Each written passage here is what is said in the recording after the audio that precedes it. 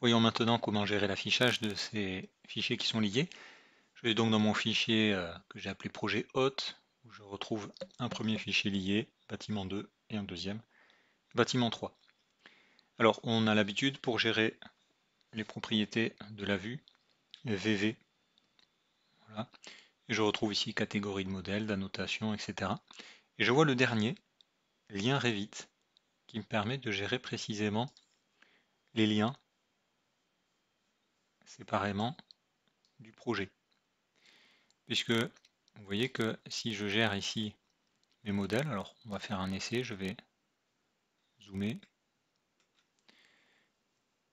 et je vais créer un mur directement dans ce projet pour qu'on voit quand même que tout suit. Alors hop, un rectangle, ça sera plus simple. Voilà, on va bien voir. Donc VV,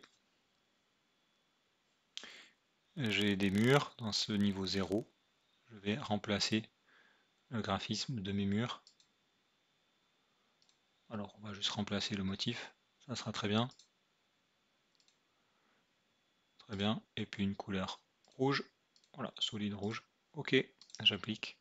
Voilà, l'ensemble de mes murs ont suivi. Donc ça peut être très bien. Je gère sur l'ensemble de mon modèle et à la fois les éléments qui sont faits directement et à la fois les éléments qui sont liés.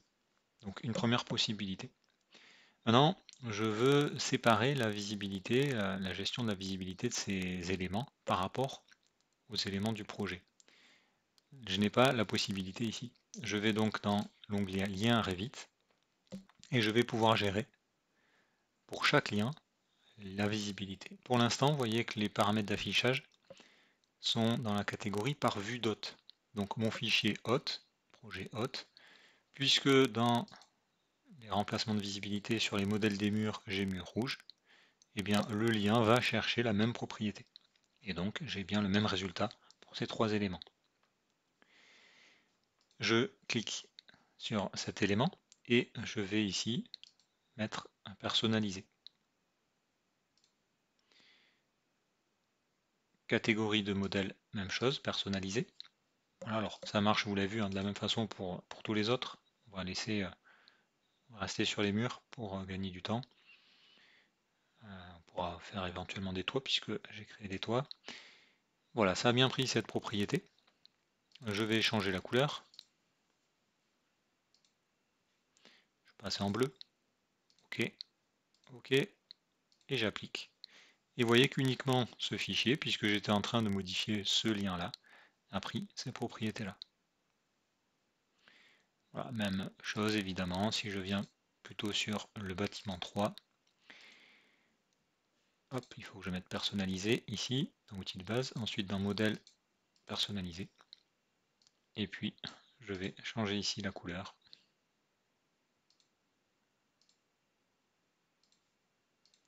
Du vert, ce sera très bien appliqué. Voilà, chaque élément a bien sa propriété. Appliqué, ok. Même chose évidemment sur d'autres vues. Hein. Si je passe en plan masse, je vois mes toitures, je vais pouvoir faire exactement la même chose. VV, lien Revit, je vais par exemple masquer bâtiment 2 uniquement, personnalisé, et puis voilà, j'ai pas envie de voir le toit.